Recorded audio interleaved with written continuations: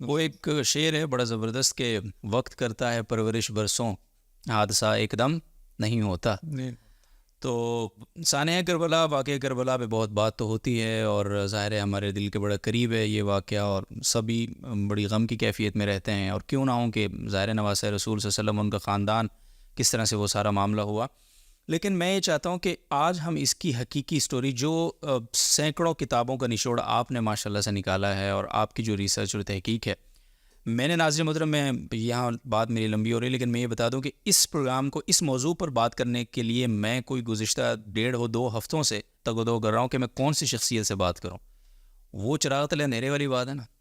مجھے پھر کسی نے کہا کہ مفتی محمد حسین صاحب بیٹھے ہوئے ہیں، ان کی بات سے تو سب اتفاق کر رہے ہیں جو انہوں نے تحقیق کی، تو آپ ادھر ادھر کیوں بھاگ رہے ہیں؟ تو میں نے پھر ریکویسٹ کی، تو ان کا شکریہ بھی ادا کرتے ہیں. تو سب سے پہلے آغاز کہ وہی بات ہے کہ وہ جو پرورش کی برسوں اس حادثے کی، وہ کون سے اسباب، کیا محرکات تھے، اور خلفائے راشدین کے زمانے ہی سے کافی ساری چیزیں رہیں. خود حضرت علی المرتضیٰ رضی اللہ تعالیٰ عنہ کا دور، پھر اس سے پہلے حضرت عثمان غنی کی جو شہادت ہے اس کا پورا معاملہ شروع ہی سے، بلکہ حضرت ابوبکر صدیق کے زمانے سے ہم لے لیں. تو یہ جو واقعہ ہوا کربلا کا، اس کا تانے بانے اس کے کہاں جا کے ملتے ہیں ماضی؟ جی بسم اللہ الرحمن الرحیم. آپ نے فرمانا کہ شروع ہی سے، اور حضرت ابوبکر تو اس سے بھی مطلب آگے شروع ہی سے ہے اس معاملے کے تانے بانے. جی، اور ہر معاملے کے 2 قسم کے اسباب ہوتے ہیں، ایک قریبی اسباب اور ایک دور رس اسباب. جی. تو وہ جو دور رس اسباب ہوتے ہیں نا، وہ اکثر ویژنری لوگوں کے مطلب یہ کہ تشکیل کردہ ہوتے ہیں. اس کے پیچھے ایسے لوگ ہوتے ہیں جو طویل المیعاد سوچتے ہیں، اور اپنے بڑے ویژن کے لیے چھوٹے چھوٹے مشن اور اہداف طے کر کے پھر آگے بڑھتے ہیں، رفتہ رفتہ ٹھنڈے سینے کے ساتھ بالآخر اپنی مقصد کو حاصل کر لیتے ہیں. تو اس واقعے کے پیچھے بھی ایسا ایک ویژنری آدمی تھا اور ایک ویژنری قوم تھی، اور آج تک وہ قوم ویژنری ہے. دنیا پر جو تسلط کر رہی ہے اور حکومت، سیادت، قیادت کر رہی ہے، اپنے ویژن اور مشن کے اس پروسیس کے تھرو ہی کر رہی ہے. صحیح. اور وہ ہے یہود. اصل بات یہ تھی کہ اسلام کی جب نشأت اولیٰ ہوئی، نشأت اولیٰ ہم اس لیے کہیں گے کہ اسلام کی دعوت اور جو انیشیٹو تھا وہ تو مکہ میں شروع ہو گیا تھا، لیکن ظاہر ہے ایک ریاست کی حیثیت جو مسلمانوں کو حاصل ہوئی اسلامی خطے کو، تو مدینہ کی ہجرت کے بعد حاصل ہوئی. تو یہ جو ہجرت کا عمل ہوا، جو بہت عظیم الشان عمل تھا، جس سے اسلام کی حکومتی اور ریاستی سطح پر شروعات ہوئی، تو اس سے سب سے زیادہ جو بینیفیشری تھے وہ مسلمان تھے، اور سب سے زیادہ جو نقصان اٹھایا وہ 2 فریقوں میں سب سے زیادہ جو نقصان تھا وہ یہود کا ہی ہوا. اس لیے کہ 2 ہی قبیلے تھے، بنو النضیر اور بنو قینقاع، جن کی مدینہ کی معیشت پر بھی مستحکم قبضہ تھا اور مدینہ کی سیاست پر بھی تھا، اور سب لوگ ان کے زیر بار تھے ہر حوالے سے، اور قریب تھا کہ ان کے لیے باقاعدہ قیادت اور سیادت کا اعلان ہوتا. اتنے میں حضور صلی اللہ علیہ وسلم کی آمد ہوتی ہے مدینہ میں، اور ایک ریاست قائم ہوتی ہے، اور ایسی مستحکم ریاست جو معاہدات کرتی ہے. ان معاہدات میں یہود بھی منافقانہ انداز میں شامل ہوتے ہیں، لیکن ایک دن کے لیے بھی انہوں نے اس معاہدے کی پاسداری نہیں کی. صحیح. دوسرا فریق تھا مشرکین، انہوں نے تو کچھ نہ کچھ کر لیا کافی حد تک، کیونکہ وہ غیرت مند لوگ تھے. غیرت مند آدمی جیسے بھی ہو، لیکن وہ منافقت نہیں کرتا، اس سے کوئی بات چیت ہو سکتی ہے. اور یہود تو ایسے لوگ تھے جن کے مزاج میں خست تھی، بظاہر کچھ اور اندر سے کچھ اور. تو پہلے ہی دن سے انہوں نے معاہدے کی کوئی پاسداری نہیں کی، اور ہر ممکنہ نقصان جو اسلام کو پہنچا سکتے تھے وہ پہنچانے کی کوشش کی. اور یہ کوئی ہوائی باتیں میں نہیں کر رہا، پوری تاریخ پڑھیں گے. حضور صلی اللہ علیہ وسلم پر کئی بار قاتلانہ حملے ہوئے. جنگ احد کے لیے جب بڑی لشکر جا رہی تھی تو منافقین بیچ راستے میں سے الگ ہو گئے تاکہ لوگوں کے حوصلے ٹوٹ جائے. غزوہ احزاب میں پورے عرب کی طاقتوں کو بلایا مدینہ پر حملے کے لیے. حضور صلی اللہ علیہ وسلم کی جو وصال ہوا ہے یہ شہادت کی صورت میں ہوا ہے، اس لیے کہ حضور صلی اللہ علیہ وسلم نے شہادت کی دعا مانگی تھی. تو ایک سوال ہے کہ حضور شہادت کے اتنے فضائل بیان کر چکے ہیں، دعا بھی مانگ چکے ہیں، تو ان کو شہادت ملی؟ تو جواب یہ کہ ملی.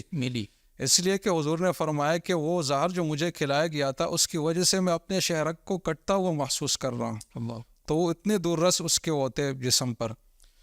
تو یہ سب چیزیں یہودیوں کی طرف سے ہوئی، کیونکہ انہوں نے اسلام سے اپنا انتقام لینا تھا. ان کی سیادت، قیادت، معیشت سب چیزیں ختم ہو گئی تھی. مدینہ سے ہجرت اور جلاوطنی ان کو اسلام کی وجہ سے ہوئی، پھر خیبر سے بھی جلاوطنی ہوئی، ذلیل اور خوار ہوئے. ذلیل اور خوار تو اپنے کرتوتوں کی وجہ سے ہوئے، جو اللہ سے بغاوت ہے ان کی تاریخ میں لکھی ہوئی، لیکن بہرحال انہوں نے مسلمانوں کو اس کا ذمہ دار ٹھہرایا اور اسلام سے انتقام لینے کا اسی دن ان کا قومی فیصلہ تھا. صحیح.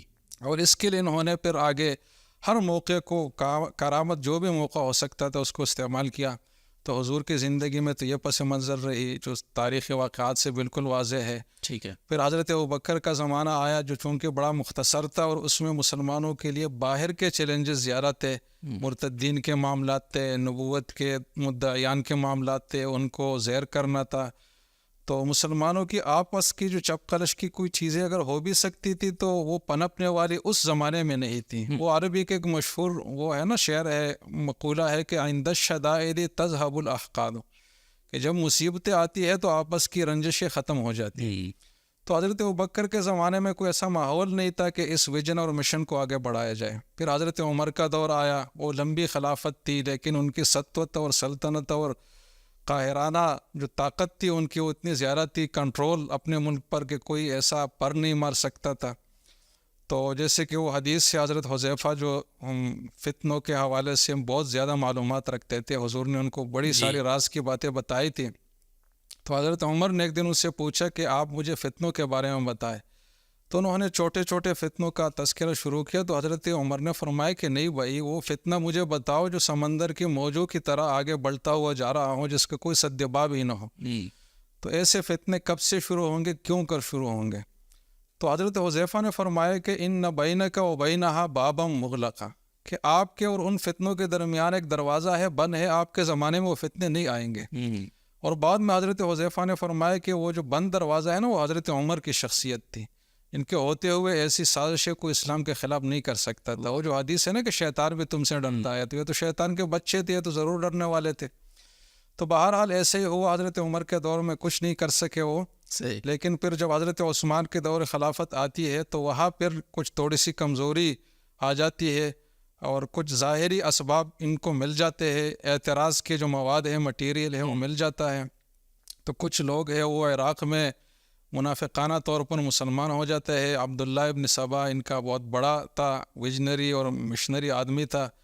وہ انہی ایام میں مسلمان ہو کر حج کے لیے آ رہا ہے اور حاجیوں کے روپ میں آ رہا ہے، مدینہ میں پڑاؤ ڈال رہا ہے. مدینہ میں پہنچنے کے بعد اس نے دوسری باتیں شروع کر لیں کہ یہ جو حکمران ہے یہ تو اسلامی اصولوں کے مطابق نہیں چل رہا، اس نے تو اقربا پروری کی، اتنے تو فلان کو معزول کیا، فلان کو کیا، یا اپنے سابق جو خلفاء ہیں ان کے طرز سے ہٹ گیا ہے، حضور کے طرز سے. اس طرح ذہن سازی لوگوں کی کرنا شروع کی، صحیح، اور کچھ شبہات کے انداز میں.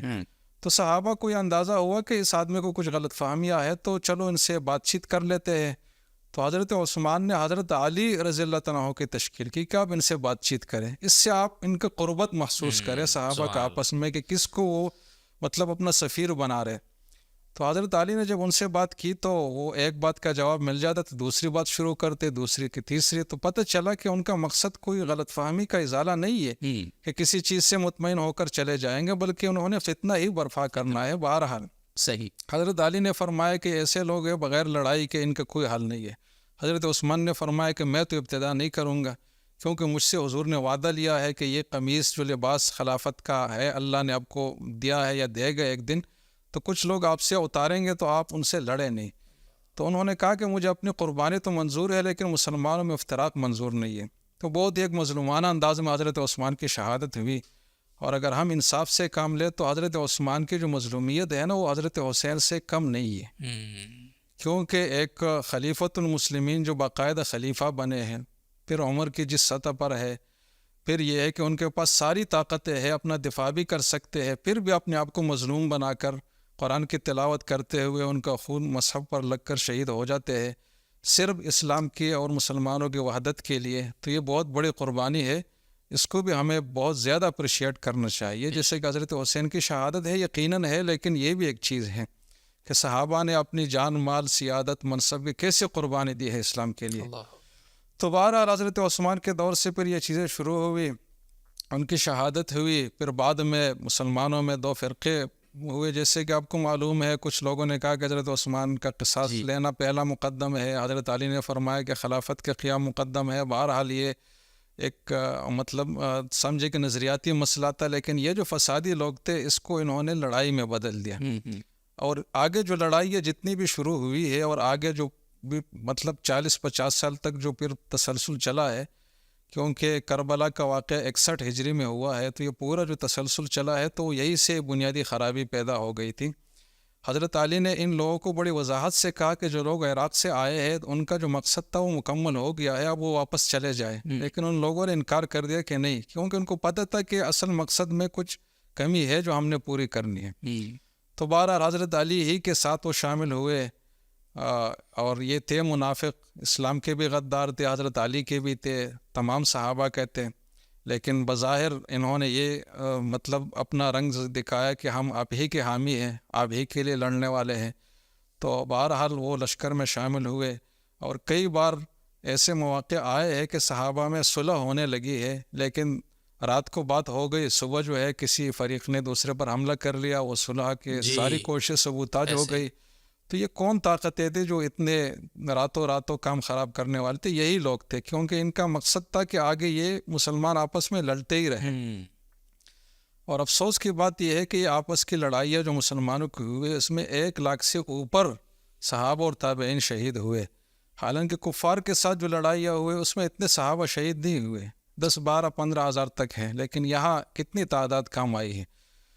تو بہرحال یہ سازشیں تھی یہودیوں کی، چلتی رہی۔